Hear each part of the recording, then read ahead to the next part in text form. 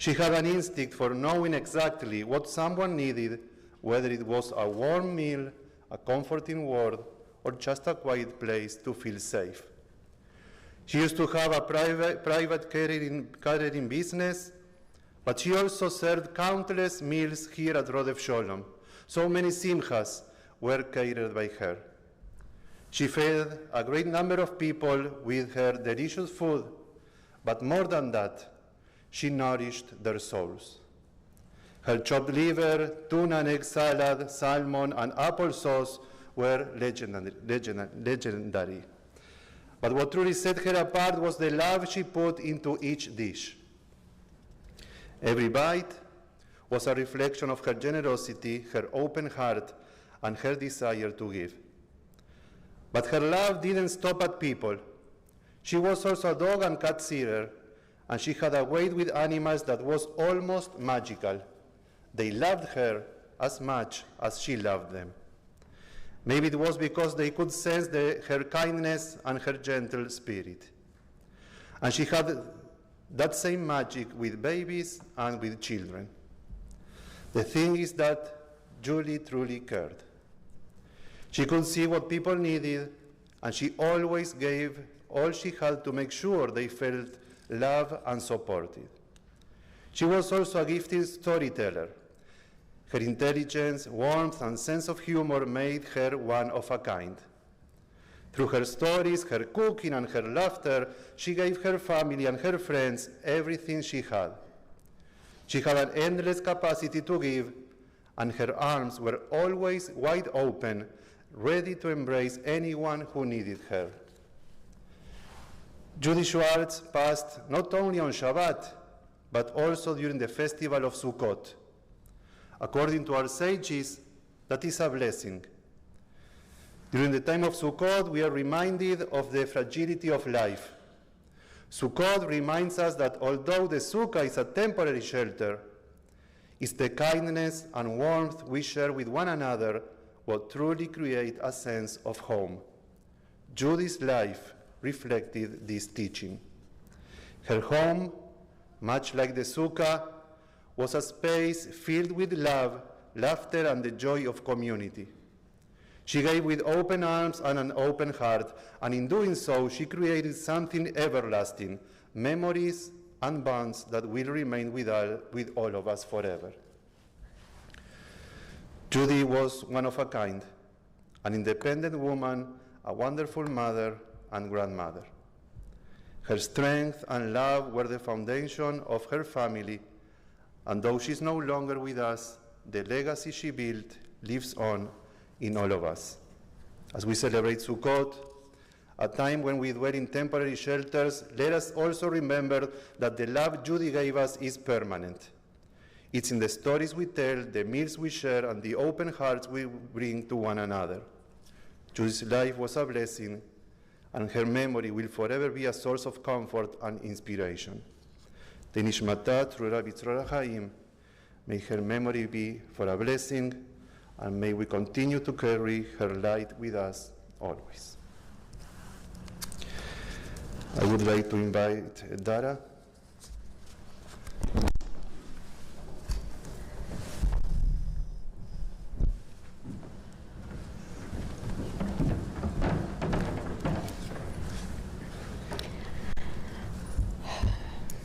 Good morning. Thank you everyone for being here today, for coming near and far.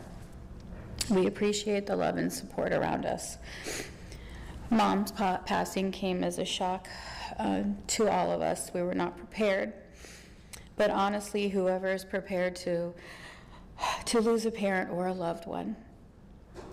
A friend told me yesterday, when you lose your mom,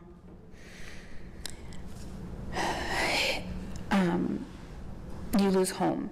When she said this, I realized part of why I feel so lost and pained, even more so than when my father passed. Maitra Gala said, home isn't a place, it's a feeling of being secure, where you are you and you cannot be more you elsewhere. Home are those people you call family, and everything seems incomplete without them. When God made Eve and then mothers, I believe he created a safe, permanent home for everyone. This safe place started in the womb and carried on throughout life, attached by an invisible cord that can only finally be cut in death. My mom was the place I always ran to for everything. No matter what was going on in my life, she was there for me. Even if she and my dad didn't agree with decisions I made or got mad at me, she was always there. She was my security and solace, knowing her arms would always be available for a hug or a kiss. When your mommy dies, you have to take that loss and that last final step in growing up. Age doesn't matter. One can be 20, 30, 50, 60, or even 70. You still feel like a lost child. My mommy was the matriarch of our family. She was not just my confidant, but everyone's. Our friends and family went to her for advice and warm hugs. She welcomed everyone into her home and heart. I think maybe her heart was just so full of love for everyone, it exploded. Mom was a teacher. She taught in New York before she met my dad, and they got married and moved back to Florida. When my parents were married, his family very much became her family. Mom became a Schwartz and Danette as much as she was a Cart. There was never Judy or Michael. It was always Judy and Michael from the moment that they got married. She spent most of her adult life raising the four of us and our father, which was not an easy task. Our father more than us. She always, Dad probably more than the four of us combined. She always made sure that each one of us felt special and loved. That was very important to her. She often told me she felt like her parents' love came with conditions, and she never wanted that for us. She and I would go to movies ever so often when I was young. I remember once we went to see Black Beauty at the Twin Bays movie theater, and we brought lunch with us.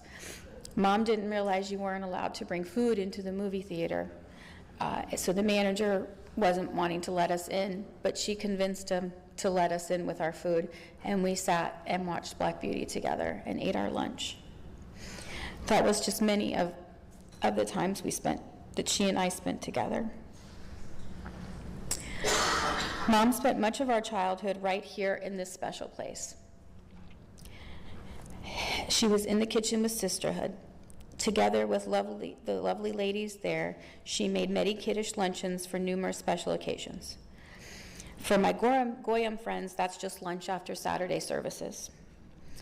Mom's tuna and egg salad were the best and quite sought after, so she decided to venture into private catering for many years. When Natalie and David were bar and bar mitzvahed, it was the one thing I begged of her. Please don't make us eat someone else's tuna and egg salad. She happily returned to her catering roots for her beloved grandchildren. Natalie and David were her first two grandchildren. She gushed over them from the day they were born. She helped me raise both of them and was a tremendous support to me while I finished my bachelor's and master's degrees. She helped make sure that they were fed, schoolwork was done, and they were tucked into bed. Although there was this one time when David was about 4 that I got home from school and all the lights in the house were on and David's lights were on. And he was half in his bed, half covered up with a blanket, still fully clothed. And I woke my mom up and I said, she was asleep on the couch. And I said, Mom, what time did David go to bed? She said, I don't know, I fell asleep. David had put himself to sleep because she fell asleep on the couch.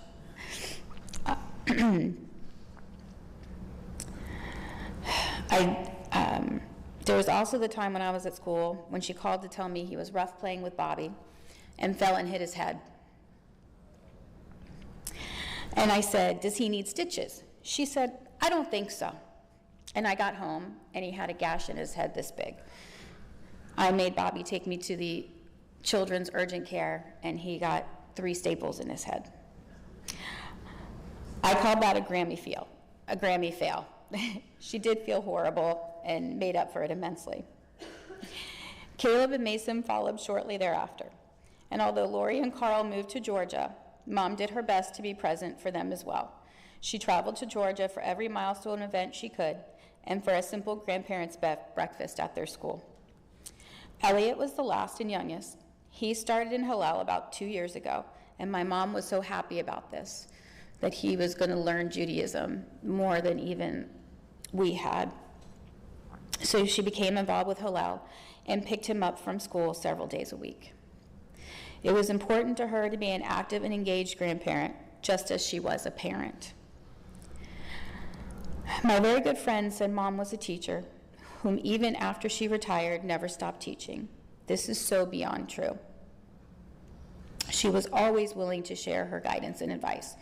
She loved to cook, and if anybody wanted to learn with her, she jumped at the chance.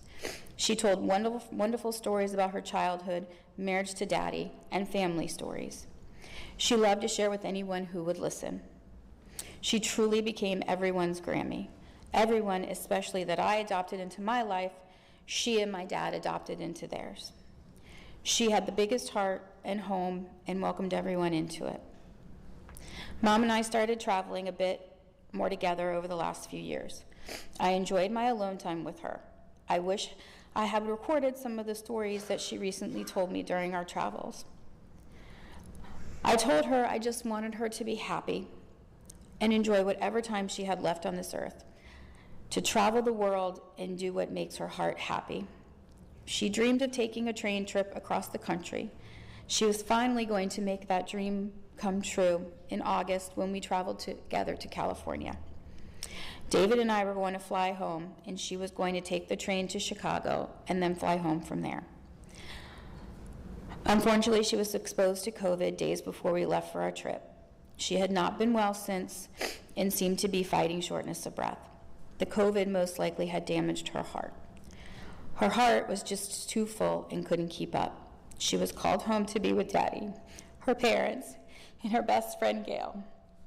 I hope they were all waiting for her as she crossed over on Saturday afternoon. I hope there is a train in heaven and Mom finally got to take that long trip. Thank you everyone again for being here today to honor our mommy with us.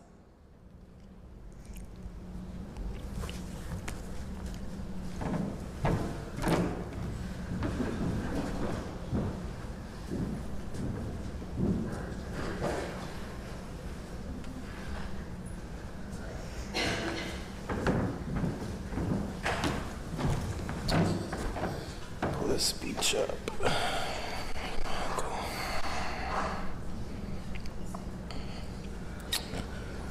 All right, here we go. Good morning, everyone. Well, I guess good morning. So every morning my grandmother got up and first thing she did, she made a cup of coffee because that woman stayed busy to the day she died.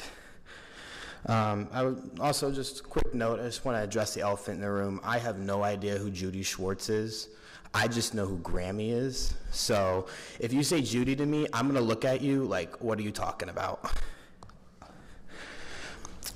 My grandmother, Grammy, lived her life in service of others. As a teacher, actually, fun fact, when she taught in New York, this was around the time of integration into schools, and she actually helped integrate a school. And all the black kids did not like any other white teachers. They did not like at all. By the end of her time there, they all loved her.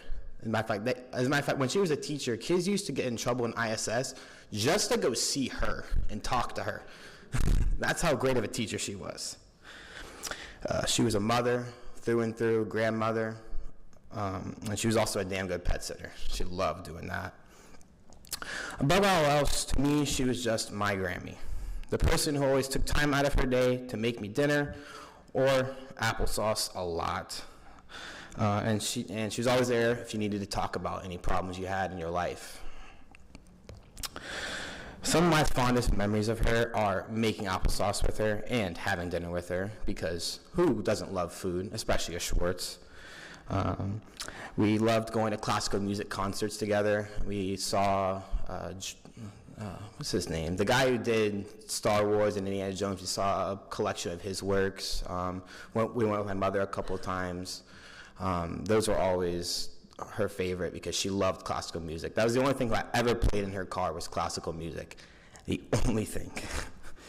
One of my fondest memories with her actually was dancing with her at my cousin Matt's wedding because she wanted to teach me how to slow dance. It was very important to her that I know how to slow dance. So for about 5 minutes, me and her were on the dance floor doing a little slow dance, and my mom actually got a good video of it. It's one of my favorite videos.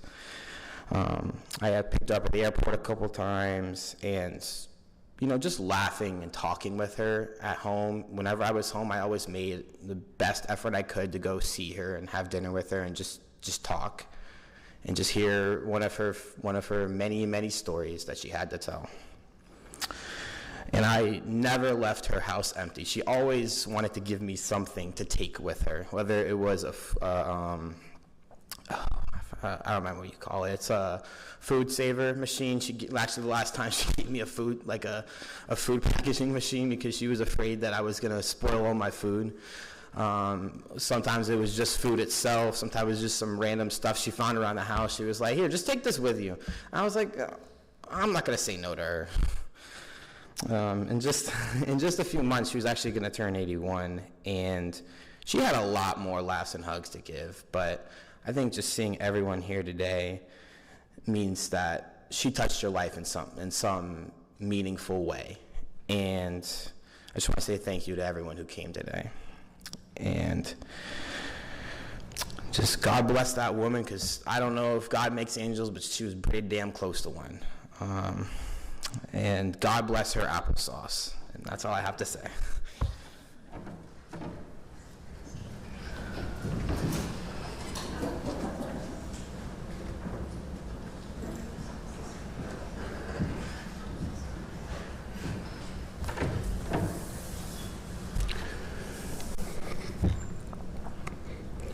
Good morning, everyone.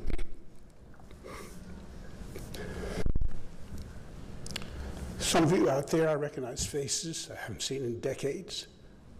Some of you know me as Mickey. This is Michael. She only knew you as her brother.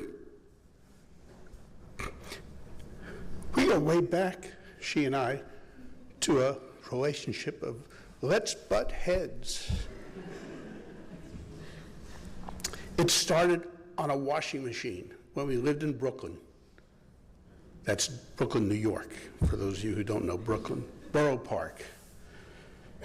And we would sit on top of the washing machine, which had vibrated a lot. So the challenge was who would get the better space, she or me. And it was even on both sides, but it was always a conflict. Who would get on the washing machine first? And invariably, when it came to hands-on fighting, I never won. She developed what must have been a death hold. She grabbed me by both hands, both arms, and she'd wrap her arms around me and twist me into this, where I couldn't get out. I didn't want to give up, but I couldn't get out. And as we got older, the fisticuffs disappeared, and it was just arguments, which we both, I think, grew from. And then, over the years, our ways parted. We went in different directions. Nothing bad. Good. But there's a whole section of my life that's vacant that my sister and I tried to fill because both of us were vacant.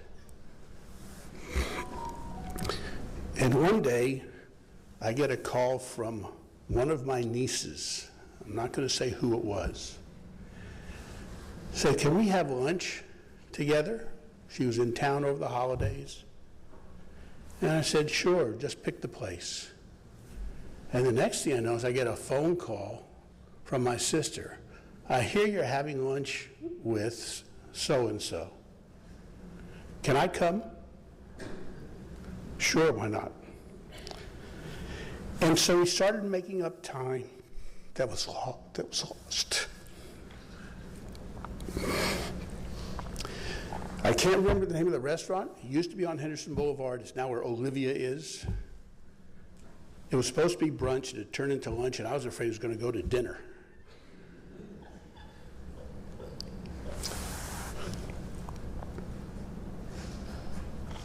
And the daughter who set this all up knows that at one point, I think Judy was laughing so much, she may have wet her pants. Lori would know. I just gave it away, Lori. And from that moment forward, which is roughly 6 or 7 years ago, my sister and I started filling the void. There just wasn't enough time.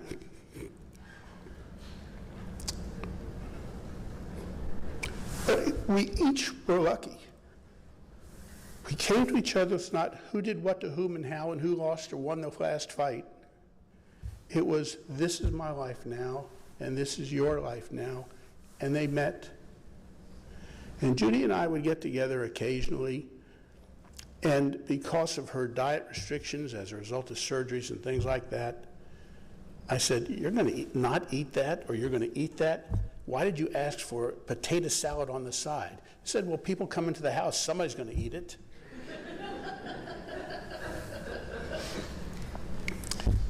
And that's the way it was. We would call each other.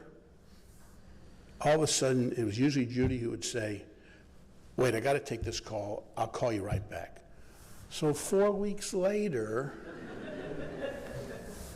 and she operated on what we all in the family called Schwartz time. It was always 15 to 30 minutes past whatever time it was supposed to be. And if we were going to meet at a restaurant, I always knew to get there on time. That was my clock. Hers was, I could never find a parking space. Well, you knew you were coming. We loved each other. And we had a chance to express it.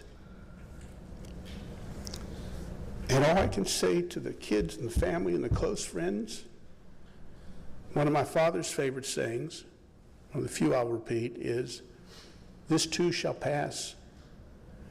And my saying is, kids, it gets better. Thank you for coming, everyone.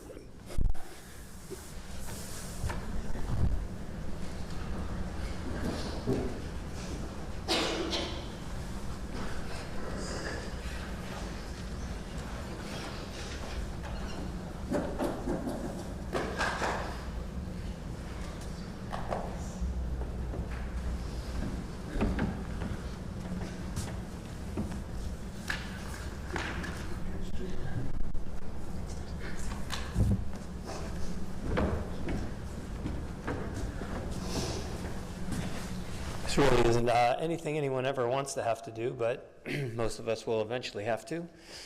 And one of my favorite things, this is a hospice shirt that we had worn purple in my mom's honor, and when I didn't think I had anything, and I opened it and saw it and realized for the last 30 years I've been helping mostly little kids say goodbye to the people they loved. But it's different when you stand on the other side. It's one of those things that you think you understand until you get in the water. I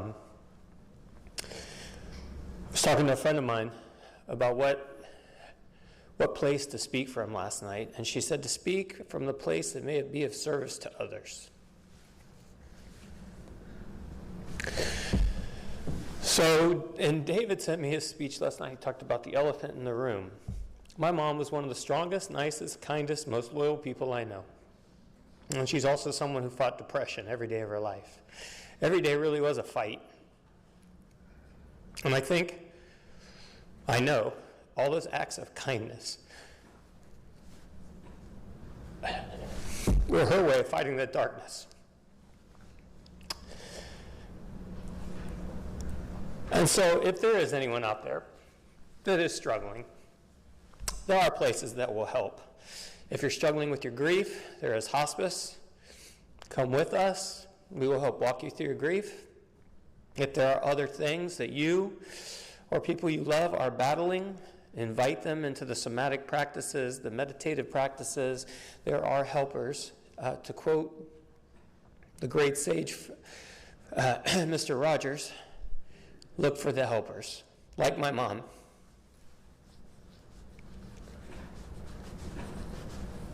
I also was thinking about my friends, that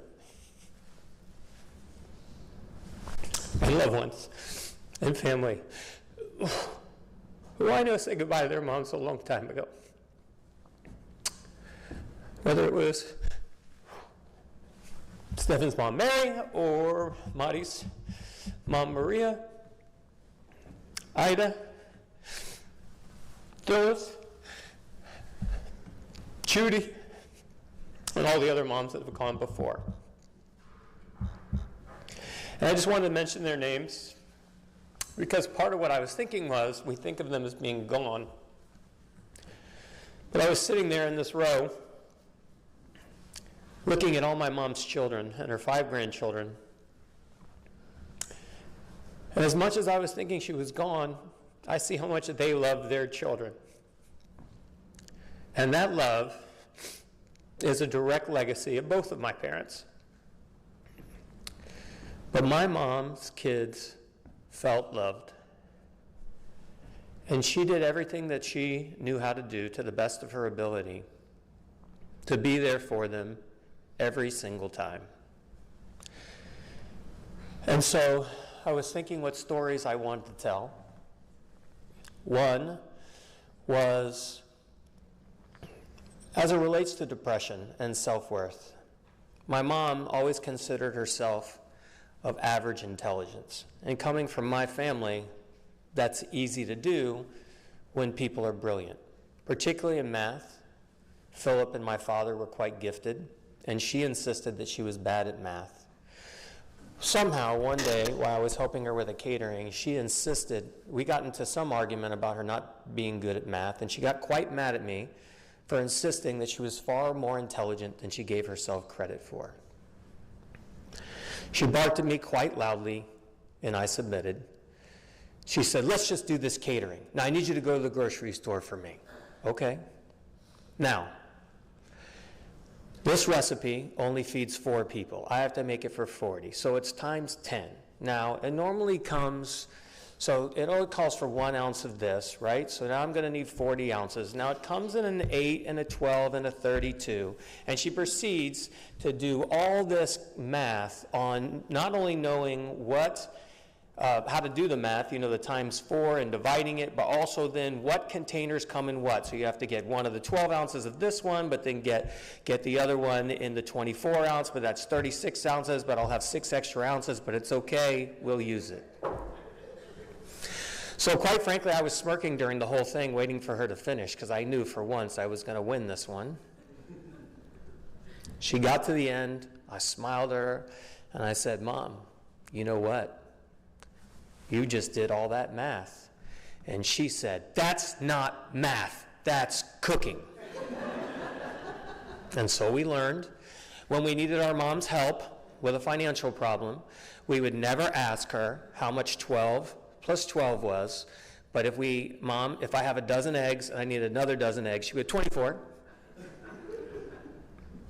The last 2 things I thought about my mom, the last message I got from her, I had been bringing her flowers, and she, over time, often, but particularly since she got sick.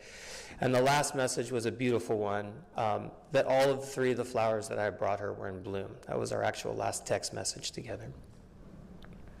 And that's who she was. She wanted to make people feel good. But Steve told me something when I called him, when the paramedics had come to the house and put the oxygen on her. He said she started doing much better. She got up, she walked to the gurney, and she gave him a thumbs up. And that was my mom, strong to the end. I want to thank everybody who came, especially those that came from far, those that came last minute. I appreciate you standing here with me and my family in this difficult time. Thank you for coming.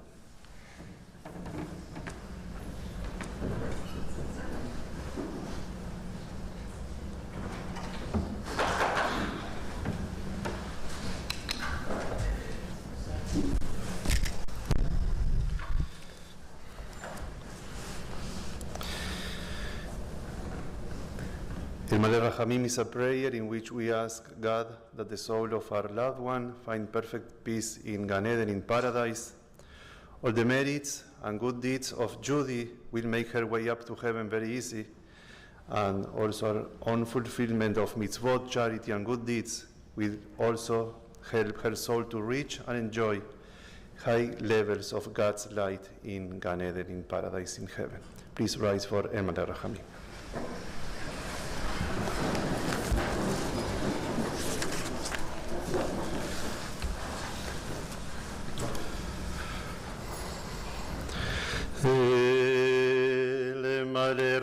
רחמים, שוכן ובמרומים,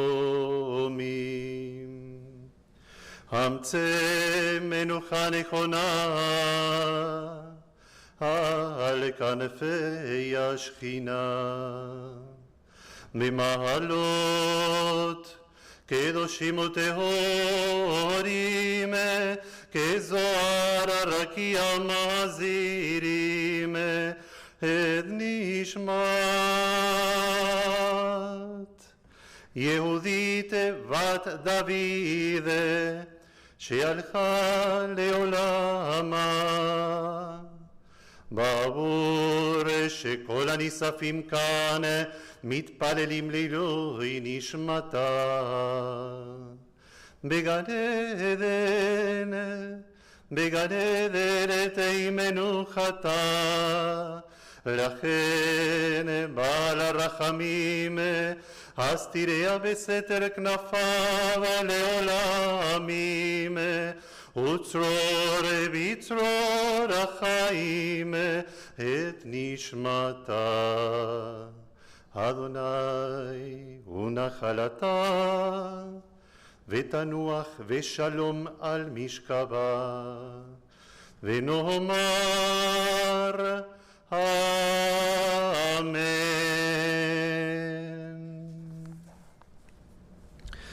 God grant infinite rest in your sheltering presence among the holy and pure to the soul of Judy Schwartz, Yehudit Bat David, who has gone to her eternal home. Her brother Michael and John, her children Bobby, Tara, Lori, Carl, and Philip, her grandchildren Natalie, David, Caleb, Mason, and Elliot, her nephews Jonathan, Matthew, Stephen, and Kurt, her family and friends, and all of us that are here today, ask you, God, that Judy find perfect peace in your eternal embrace. May her soul be bound up in the bond of life. Judy, may you rest in peace, and we say, Amen.